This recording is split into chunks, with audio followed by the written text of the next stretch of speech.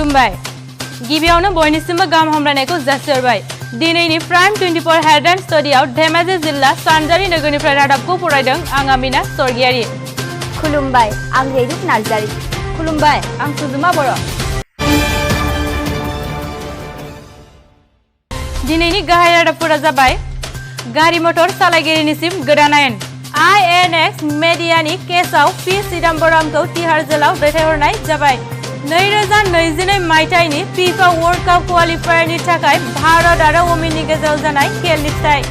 2019 मायथाइनि कार्बि आंलं जिल्लानि दुलाराय बर' फरायसा आफाद कार्बि आंलंनि जिल्लानि आइजो अनसाय आफाद आरो लांगिन मणिपुर दखरा बर' मोखां आफादफोरनि बोसोरसालिमा जथुमानि अक्ट'खौ थि खालामनाय जाबाय दानिया फैदो आबुं रादाबाव बावैसोनि सिगां गारि सालायगिरिफोरनिसिम गोदान आयेन सफैदों बेफोरनि गेजेराव बांद्राय स्पिड सालायब्रा 1000 निफ्राय 2000 सिम इन्सुरेन्स गैयालासेनो सालायब्रा 2000 हेलमेट गैयालासेनो सालायब्रा 1000 सीट बेल्ट लागायालासेनो सालायब्ला 2000 लाइसेन्स गैयालासेनो सालायब्ला 5000 गिख्रंथाव सालायनाय एबा ट्रेफिक सिगनेल सिफायब्ला गोरोन्थि साइडजों दावबायब्ला 5000 फेग्रा मुवा लोंना सालायब्ला 10000 ओभारलोड सालायब्ला 20000 ब्लकिं इमारजेन्सि दावबायब्ला 10000 आन्डार 18 एज ड्राइभिं खालामोब्ला 25000 फाइन लानाय जागोन बेखौ नोजोर होनानै भारतनि गाहाय मन्थ्रिया गासिबो सालायगिरिफोरखौ सांग्रां जाना सालायनो खावलायदों थांनाय 5 सेप्तेम्बर अक्ट'खालि कंग्रेसनि गोख्रों दैदेनगिरि पि चिदम्बरमखौ दिल्लीनि हाई कर्टआव INX मेडियानि केसआव बिजिरना तिहार जेलाव दैथायहरनाय जादों गाहाय स्पेसियेल आयेन बिजिरगिरि अजय कुमार कुहारा चिदम्बरमखौ 14 साननि थाखाय तिहार जेलसिम दैथायहरनाय जाबाय गाहाय चिदम्बरमखौ CBI एबा संदांगिरिफोरानो थांखांनाय माखासे केसनि थाखाय मोगा-मोगि बिजिरगोन होनना फोरमायदों थांनाय 4 सेप्तेम्बर खालारखालि मोनाबिलियाव आसामनि गुवाहाटीआव गेलेग्रा फोथाराव भारत आरो ओमाननि गेजेराव 2022 मायथाइनि FIFA वर्ल्ड कप क्वालिफायरनि खेला जाना थांबाय गाहायै भारतआ ओमानखौ गलसे होग्रोयो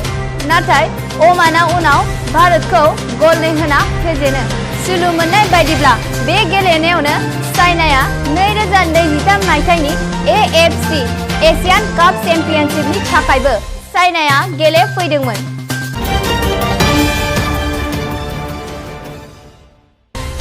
दाखालि 6 सेप्तेम्बर सानखालि लांगिन मणिपुर दखरा बर' फरायसा मावखुलियावनो 47थि कार्बि आंलं बर' फरायसा आफाद 32थि कार्बि आंलं जिल्ला दुलाराय आइजो अनसाय आफाद आरो लांगिन मणिपुर दखरा बर' मोखां आफादफोरनि बोसोरारि जथुम्मासालिखौ बोहैथि 15, 16, 17 आरो 18 नभेम्बराव 2019 मायथाइनि लांगिन सरकारि गेजेर खलब फरायसालिनि गेलेग्रा फोथाराव खुंनो थाखाय थि खालामनाय जादों जिल्ला बर' साहित्य सभायाबो देग्लाय गल्डेन जुबलि खुंगोन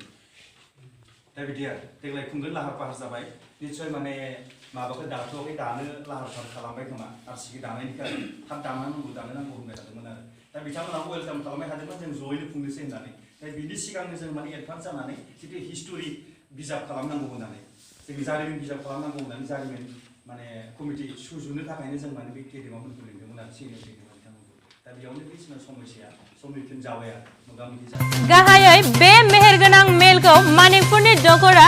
एबसु दखरानि कसारी समाज दखरानि थुनलाइ आफाद दखरा आइजो अनसाय आफाद दखरा हारिमु आफाद दखरा आबादारि आफाद आरो साननो हनो गोरोंफोरजों लोगो नांना मोनसे गोख्रों बानजाय आफाद दानाय जादों बे बानजाय आफाद दानाय मेलखौ जिल्लानि लेङाइ आफादगिरियानो मासिगिरि महरै सालायनाय जादोंमोन सुलु मोननाय बादिब्ला बानजाय आफादनि आफादगिरि महरै तनुरा दैमारि आरो गाहाय नेहाथारि महरै खोमदोन बसुमतारिनो बिबान सालायलांनो गनायथि होबाय दिनैनि रादाबखौ एसेयावनो फोजोबनाय जाबाय गोजोन्थों